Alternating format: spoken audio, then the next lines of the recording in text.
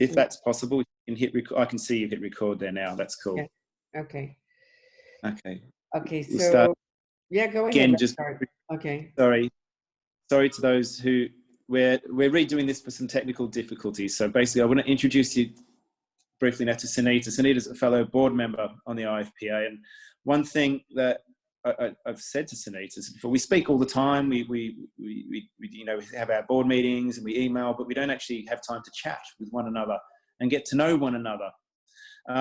So part of this interview series that I thought might be nice for the IFPA members is to get to know the board, to see who we are and know a little bit more about us, and also for me and everyone to find out about one another. So Sunita, the main question I just sort of wanted to ask with, how did you get involved with your aromatherapy journey to where you are now? Okay. So I was born and raised in Hong Kong, and I moved to Dubai in 97. The reason I started my journey to aromatherapy was my sister, I would say, because she encouraged me into trying alternative therapies. I used to be a pill popper for literally every kind of aches and pains that I had, because I used to play quite vigorous squash when I was young. And I tried a lot of different therapies, chiro, you know, physio and everything. Nothing helped me. And my sister introduced me to an aromatherapist in Hong Kong. I went for a treatment. I think I was hooked right after that.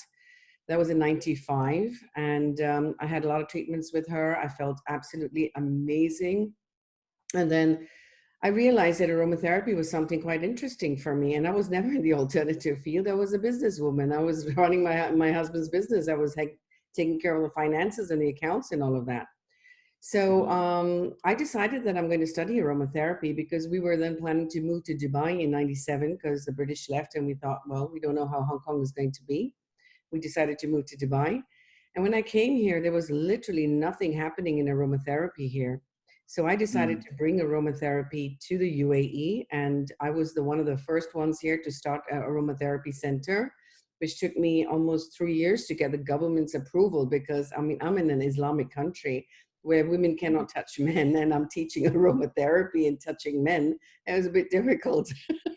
Yeah. I can imagine it's a challenge to set up, but that's brilliant that you've managed that. That's really great. I did that. I had my business. I ran it. It was called Essentials Aromatherapy Center. I ran it for 9 years. I got a specialized rehabilitation license, and that's why I was allowed to touch men as well and treat men and women equally here. It took me time. I actually opened up the doorway for a lot of other alternative therapies to open up here in the UAE, because I literally fought for it. I mean, I'm coming from Hong Kong, okay? So we fight for our rights. So anyway, I opened that. I ran that for about 9 years here. And then I got paralyzed in my right arm, unfortunately, because I was working literally 12 hours a day, 14 hours a day sometimes. It was very popular business because it was something new. And well, I had 3 South African ladies working for me, therapists, very qualified. But at the end, I had to just sell my business because I couldn't work with one arm. And I decided to take a year off. But it was very successful. It opened up a doorway for a lot of other therapists to come in and do the same kind of treatments. So I have done quite a lot for aromatherapy in the UAE, and I am still doing it. So that's literally how I got into aromatherapy. And of course, I also have my own brand of essential oils, which I call Essentials. I sell Amazon.ae. So that was actually the first thing that I did when I came to Dubai, was sell the oils. So I approached spas and hotels and stuff. And when I came here in 97, I mean, literally, this place was nothing. It was tiny. There were camels still where I'm staying actually right now, walking around. But now you've seen the videos probably of Dubai. The country's expanded, and it's just unbelievable where we have reached today. We're living right in the middle of a concrete jungle, which I left in Hong Kong, you know? Wow. So, What a journey. Yeah, it's been quite interesting. It's interesting. Of course, then when I took my year off or so, when I was paralyzed, I healed and stuff. And then I got into wanting to open a school, because I was doing a lot of teaching from home. And then I decided, my husband said, look, you can't bring people to the house all the time. It's getting really busy, workshops, you know, clients and stuff. So then he finally gave me a premises, which he owned. And I opened a 4,000 square feet school called the Holistic Institute in 2010. Okay. Yeah, and that was beautiful. It was a really lovely place for bringing in all kinds of teachers and tutors, healers, therapists from all over the world. Now, we ran that for 4 years, and unfortunately, in 2014, the government came up with a regulation that they cannot support me because they wanted all my students who graduated to have a 2-year post experience before they can work here legally in the country. That killed my Okay. business. Now, who's going to come Okay. study with you, spend all that money, do an IFP or ITech course, and then they have to leave the country for 2 years to get experience before they can work here? That killed my Yeah. business. So I literally shut it down in 2014, lost a lot of Okay. money. And then, well, my journey has been pretty interesting here for 22 years. And so I then, last year, I opened the Holistic Alternatives, which is now a free zone company, which is now my own. And that's Hmm. where I'm the principal tutor of and teaching the IFPA curriculum. So this is Okay. where I've reached in my journey so far from 1995.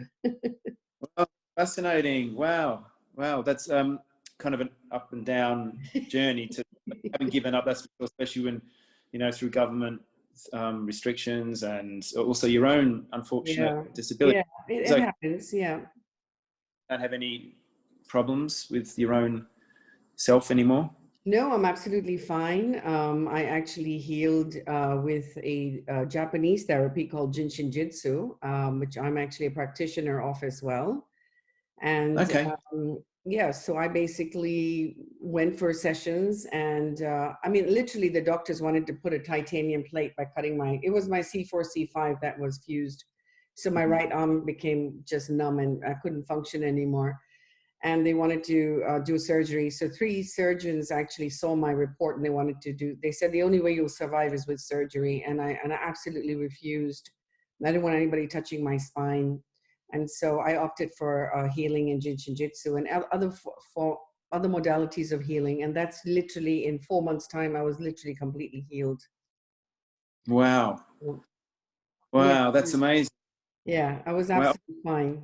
Actually, I've never heard of that therapy. I can send you a link. It's jinshinjitsu.net. It's a beautiful therapy. It's coming from Japan. It's not Reiki or any of those other therapies. It's even older than the Kojiki or even came before Gautama Buddha and stuff. It's coming from almost the 17th century or so, I would say. Okay. Do you practice that Of course I yourself do. still? And you incorporate aromatherapy into it?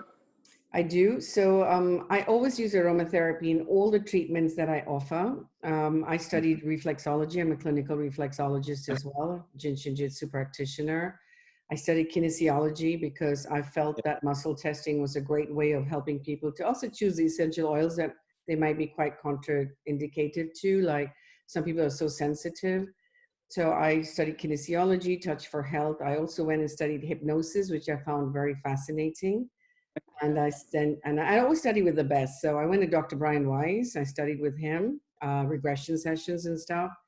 And I'm a qualified regression therapist, Jiu-Jitsu practitioner. I do aromatherapy. In fact, even if I do hypnosis, I would always make the client first smell, let's say, frankincense, to calm them Okay. down. And then I would start doing the actual session.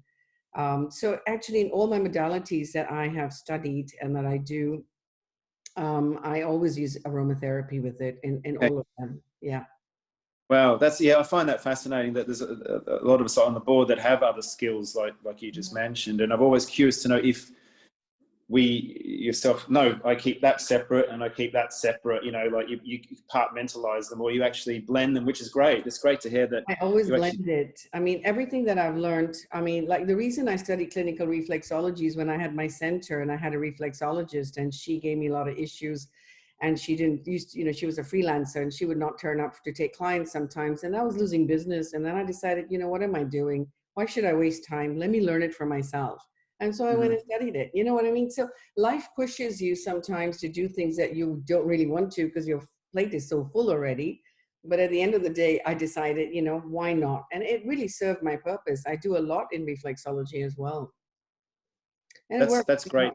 It all works together. It's actually, at the end of the day, I always look at the circle and then there's a dot in the middle. Mhm. So no Yeah. matter which modality you're using, you're going to reach to that dot in the middle. And that's how we're Yeah. going to help the person holistically, right? So whichever approach we take, we're still helping that person. Yeah. Yeah, exactly. And that's what I love about aromatherapy particularly, is that it can be added to a lot of therapies. Well, you said reflexology, and I've known practitioners to also use it as well. Mm-hmm. Thai yoga, massage, and therapies. So, and I know, like, I teach restorative yoga, and I incorporate the aromatherapy into that practice as well. So there's always, I find it a great center point for everything else around it, whether it be with the diffuse issues or actual applications in different ways. It's very, no pun intended, blendable therapy, aromatherapy. With aromatherapy, you can do so much. I always say you can treat the unborn child to the very old. And that's how I look at aromatherapy, because we do a lot of prenatal massages as well. We start with the second trimester. We've had a lot of pregnancies with women not using epidural or pethidine when they go in and go into labor. They actually bring their babies into the world of aromatherapy. We use Jinjitsu as well for pregnancies, so I blend pretty much everything. It really depends on what the client wants, and how we can support the client best. And that's how I teach my students as well. I think my students as well, it's a very rounded approach, that just don't be so short-minded, think outside the box. What else can you do? And I always also make sure that my students learn how to blend properly, so that at least they also start blending. You see, with the pandemic at the moment, what do? We're kind of stuck with online training. We're stuck with being able to teach like via Zoom or Microsoft Teams or whatever. Now, it's obviously not the right method, because when I'm teaching, I want to actually give the oil to my students and smell it and see their emotion and feel it and ask them to describe it to me. But honestly, I'm teaching now online. It's not that bad. You do see the expressions of your students. You do see them smelling the oils, telling you what they feel and things like that. So it's doable. Let's put it that way. It's not the best option, but we also, who have been teaching for such a long time, we also have to change our, conception of like what we need to do to bring forth training in the future. I mean, there's no choice really in the matter. Yeah, that's true. It's kind of forced everyone to shift gears and change perspective on teaching and business. So it's, for better or for worse, we'll all find out. The massage side of things obviously is difficult. Be very, yeah. And also the interaction with that, but it's with the oils and the experiences that you get in the classroom. I can imagine that being challenging. So yeah, is there any sign of reopening the actual school? Look, I live in the UAE. We're pretty much open. There's nothing shut here. It's just that we have to keep the social distancing. All the schools are open, kids are going to school, like our kind of centers are open as well. We can teach face to face, but again, we've got to have that 2 meters gap, and stuff. And again, touching, we have to use gloves, we have to wear a mask, we have to wear a shield, So I decided that honestly, it's not the right time to be teaching practical skills now. It's not a great environment to teach it in, because you can't really touch, feel, and you can't really get into all of that. It's so different. I can't get my head around how am I going to do practical training at the moment. So I have basically just teaching the non-massage IFPA curriculum online. I've got 6 students now, and I think I mentioned to you before, I'm doing the e-commerce platform, which will be starting hopefully in January. It's a lot of work. I'm pre-recording a lot of the videos and stuff, so it's really a lot. And the IFPA curriculum is huge, so it's not easy. I never actually, but yeah, it's massive.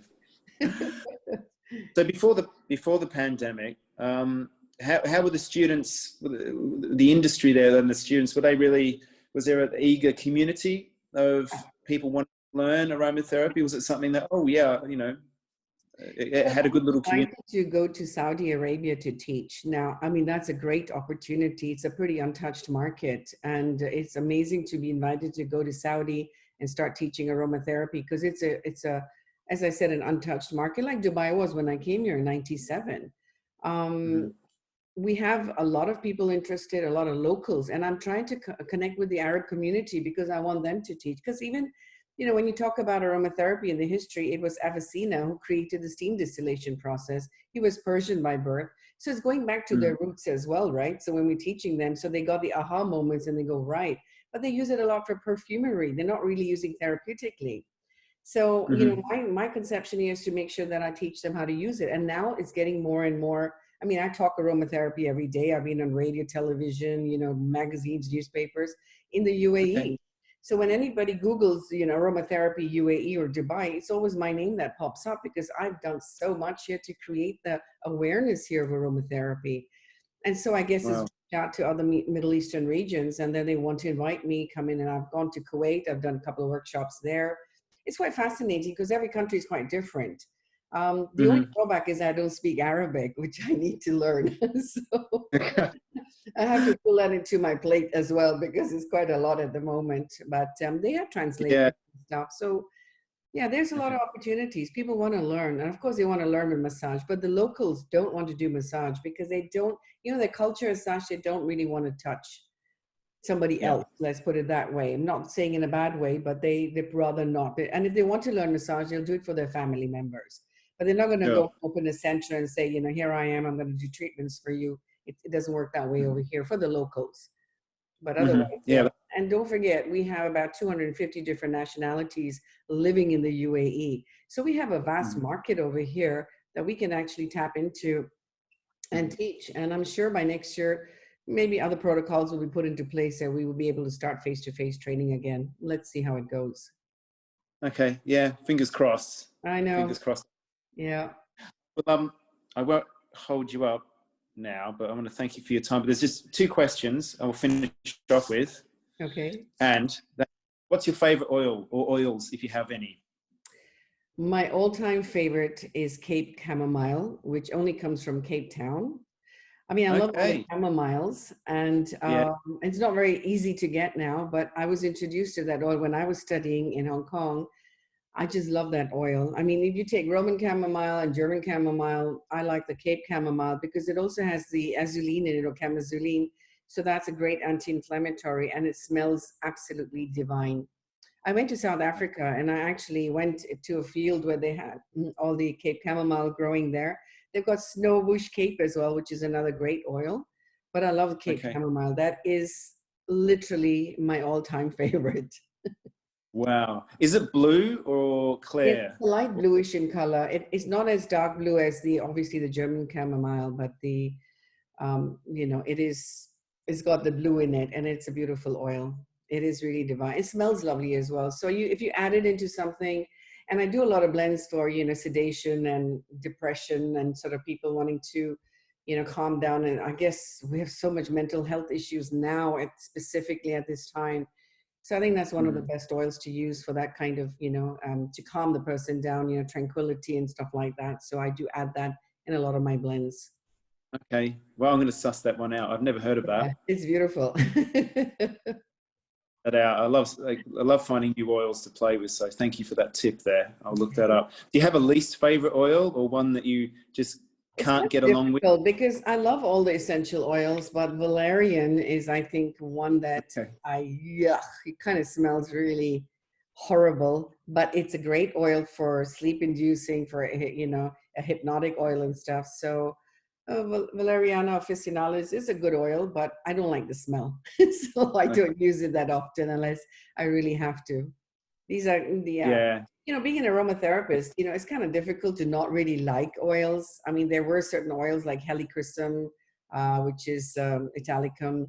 I really didn't like the smell as well, but then after a while, when you start using it and stuff, you actually do start loving that oil a lot. And I just want to put a very quick word out there, because I mean, I'm teaching, I always say, like, look at helichrysum, it looks like a brain, you know, the actual plant looks like a brain. So when I started playing with essential oils, I actually started using oils like, you know, like walnut, for example, is also for the brain. And I started looking in that aspect. And I use helichrysum a lot to treat ADHD and cerebral palsy, which worked tremendously well.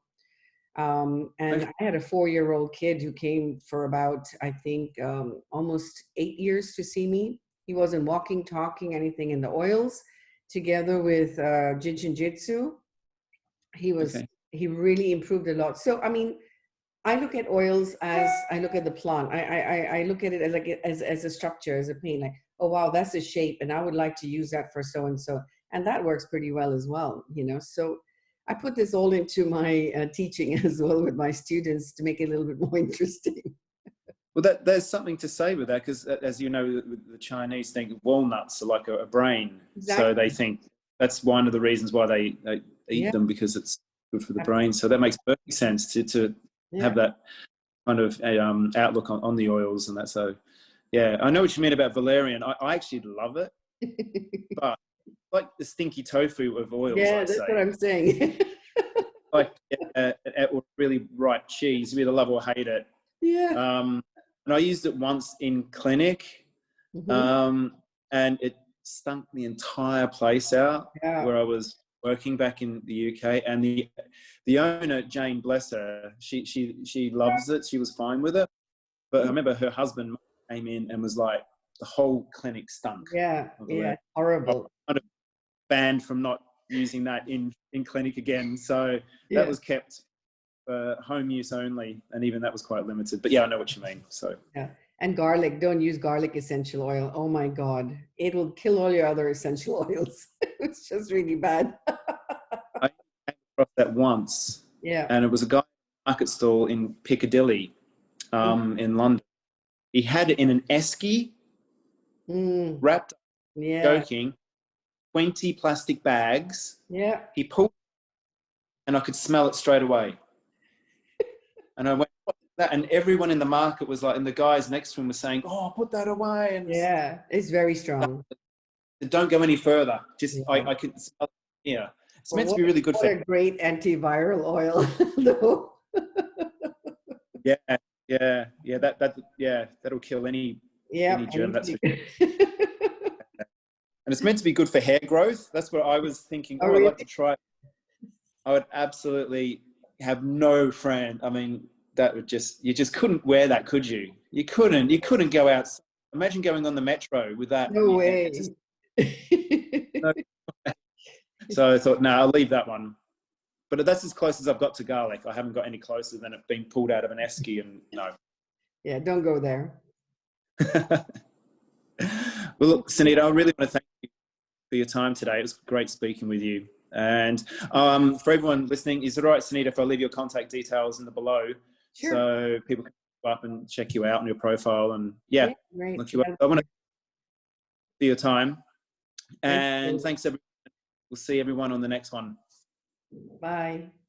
Take care. Okay, cool. Bye.